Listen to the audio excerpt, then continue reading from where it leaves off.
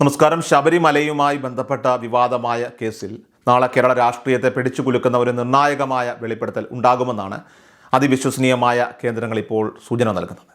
അന്താരാഷ്ട്ര വിഗ്രഹമോഷണ മാഫിയയുമായി ഈ കേസിനുള്ള ബന്ധം പൊതുസമൂഹത്തിന് മുന്നിൽ അനാവരണം ചെയ്യപ്പെടുമെന്നാണ് ഇപ്പോൾ ലഭ്യമാകുന്ന വിവരം.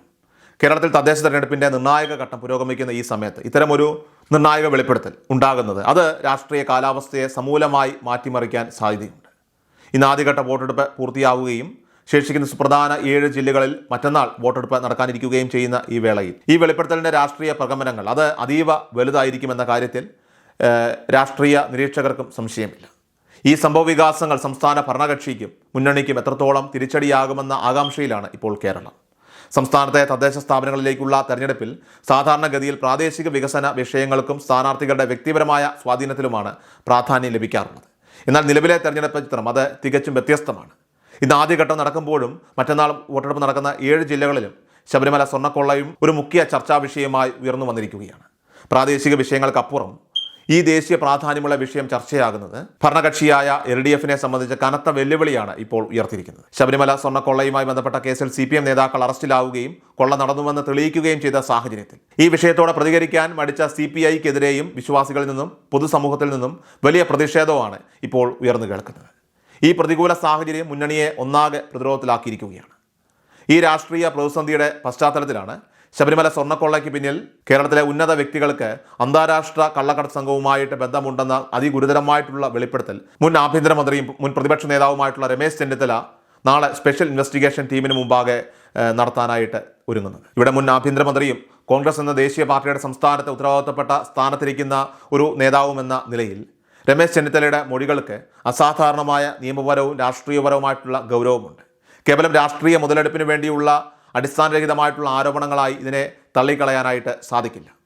തെരഞ്ഞെടുപ്പ് സമയത്തെ വെളിപ്പെടുത്തൽ എന്നതിലുപരിയായിട്ട് ഉത്തരവാദിത്തപ്പെട്ട ഒരു വ്യക്തി നിയമ സംവിധാനത്തിന് മുന്നിൽ നൽകുന്ന നിർണായകമായിട്ടുള്ള മൊഴിയായി ഇതിനെ കാണേണ്ടതായിട്ടുണ്ട്. അതിനാൽ രമേശ് ചെന്നിത്തല പുറത്തുവിടുന്ന വിവരങ്ങൾ കേരള രാഷ്ട്രീയത്തിൽ ആഴത്തിൽ വേരുകളുള്ള പലരുടെയും താളം തെറ്റിക്കാനുള്ള സാധ്യതയുണ്ട്. വിശ്വാസികളെ വൈകാരികമായി ബാധിക്കുന്ന ശബരിമല വിഷയം വീണ്ടും ശക്തമായി പൊതുമണ്ഡലത്തിൽ ചർച്ചയാവുകയാണ്. ഇനി ശേഷിക്കുന്ന പ്രധാനപ്പെട്ട 7 ജില്ലകളിൽ തെരഞ്ഞെടുപ്പ് നടക്കാനിരിക്കെ ഈ പുതിയ വെളിപ്പെടുത്തൽ CPMന് ഉണ്ടാക്കാൻ പോകുന്ന ആഘാതം, തിരിച്ചടി അത് അവരുടെ രാഷ്ട്രീയ അടിത്തറയെ തന്നെ തകർക്കാൻ പോകുന്നതാണെന്ന് രമേശ് ചെന്നിത്തല തന്നെ ഇവിടെ സൂചന നൽകി കഴിഞ്ഞു. അയ്യപ്പനോട് കളിച്ചവർ ആരും വിജയിച്ചിട്ടില്ലെന്ന് അദ്ദേഹത്തിൻ്റെ ആവർത്തിച്ചുള്ള ആ പ്രസ്താവന ഈ വിഷയത്തിൽ സംസ്ഥാന സർക്കാർ കോടിക്കണക്കിന് ആളുകളുടെ വികാരമാണ് ഇവിടെ വ്രണപ്പെടുത്തിയത് എന്ന ആരോപണത്തിന് അടിവരയിടുകയാണ്. അന്തർദേശീയ വിഗ്രഹ മാഫിയ സംഘങ്ങൾക്കുള്ള ബന്ധം അന്വേഷിക്കുമ്പോൾ കേരളത്തിലെ ഉന്നത ശ്രേണിയിലുള്ള പ്രമുഖരാണ് കുടുങ്ങാൻ പോകുന്നതെന്നാണ് രമേശ് ചെന്നിത്തല ഇവിടെ വ്യക്തമാക്കുന്നത്. SITക്ക് അടുത്ത ദിവസം മൊഴി നൽകുമെന്നും അത് പലരുടെയും രാഷ്ട്രീയ ഭാവിക്ക് തന്നെ ഭീഷണിയായി മാറുമെന്നും അദ്ദേഹം ഇവിടെ ഉറപ്പിച്ച് പറയുന്നു. ഈ വിഷയത്തിൽ മുഖ്യമന്ത്രി പിണറായി വിജയൻ മന്ത്രിമാരെ സംരക്ഷിക്കുകയാണെന്ന നേരിട്ടുള്ള ആരോപണവും ചെന്നിത്തല ഇവിടെ ഉന്നയിക്കുന്നുണ്ട്. ഒരു മന്ത്രിയുടെ അറിവില്ലാതെ ശബരിമലയിൽ ഇത്രയും വലിയ ഒരു കൊള്ള നടക്കില്ലെന്ന് അദ്ദേഹം ഉറപ്പിക്കുന്ന സാഹചര്യത്തിൽ കേസിൽ മന്ത്രി ഉൾപ്പെട്ടിട്ടുണ്ട് എന്നതിൻ്റെ കൂടുതൽ വിവരങ്ങൾ താൻ പുറത്തുവിടുമെന്നാണ് സൂചന ഇപ്പോൾ നൽകിയിരിക്കുന്നത്.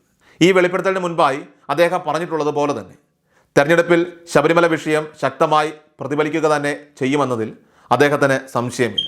നാളെ ഏതായാലും SITക്ക് മുൻപിൽ ഹാജരാവുകയും നിർണായകമായ തെളിവുകൾ സഹിതം കാര്യങ്ങൾ വെളിപ്പെടുത്തുകയും ചെയ്യും എന്ന് അദ്ദേഹം ഉറപ്പിച്ച് പറഞ്ഞിട്ടുണ്ട്. നിലവിലത്തെ സാഹചര്യത്തിൽ മുഖ്യമന്ത്രിയുടെ കീഴിലുള്ള ആഭ്യന്തര വകുപ്പിൻ്റെ ഭാഗമായിട്ടുള്ള അന്വേഷണ ഏജൻസി തന്നെയാണ് ചെന്നിത്തലയുടെ മൊഴി രേഖപ്പെടുത്താനായിട്ട് ഇപ്പോൾ തീരുമാനിച്ചിരിക്കുന്നത് എന്നതും ഈ വെളിപ്പെടുത്തലിൻ്റെ ആധികാരികത വർദ്ധിപ്പിക്കുകയാണ്. മുൻ ആഭ്യന്തരമന്ത്രിയുടെ വാക്കുകളിലൂടെ CPM നേതാക്കൾക്കുള്ള പങ്ക് വ്യക്തമാകുന്നതോടെ കേരളത്തിലെ വിശ്വാസി സമൂഹവും പ്രതിപക്ഷവും ഒന്നടങ്കം CPMനെതിരെ തിരിയാനുള്ള സാധ്യതയുണ്ട്. ഇതൊരു തെരഞ്ഞെടുപ്പ് തന്ത്രമാണെന്ന് പറഞ്ഞ് രാഷ്ട്രീയപരമായിട്ടുള്ള പ്രതിരോധം തീർക്കാനായിട്ട് ഭരണകക്ഷിയെ സംബന്ധിച്ച് അവർക്ക് എളുപ്പത്തിൽ സാധിക്കില്ല. കാരണം ഇവിടെ രമേശ് ചെന്നിത്തല അന്വേഷണ ഏജൻസിക്ക് കത്ത് നൽകിയത് കഴിഞ്ഞ ഞായറാഴ്ചയാണ്. ആ കത്ത് പരിശോധിച്ച് അതിൽ സത്യമുണ്ടെന്ന് ബോധ്യപ്പെട്ടതിനാലാണ് പിണറായി വിജയൻ്റെ നിയന്ത്രണത്തിലുള്ള പോലീസ് സംഘം ഇപ്പോൾ മൊഴിയെടുക്കാൻ തീരുമാനിക്കുകയും അതിന് തീയതി നൽകുകയും ചെയ്തിരിക്കുന്നത്. തെരഞ്ഞെടുപ്പ് പൂർണ്ണമായിട്ടും കഴിയുന്നതിന് മുൻപ് തന്നെ ഈ മൊഴി രേഖപ്പെടുത്തുന്നതോടെ അതിൻ്റെ രാഷ്ട്രീയപരമായിട്ടുള്ള തിരിച്ചടി CPMന് താങ്ങാവുന്നതിലും അപ്പുറത്തായിരിക്കുമെന്നും ഇത് ഭരണപക്ഷത്തിൻ്റെ തെരഞ്ഞെടുപ്പ് സാധ്യതകളെ തന്നെ ഗുരുതരമായി ബാധിക്കുമെന്നും രാഷ്ട്രീയ നിരീക്ഷകർ വിലയിരുത്തുന്നു.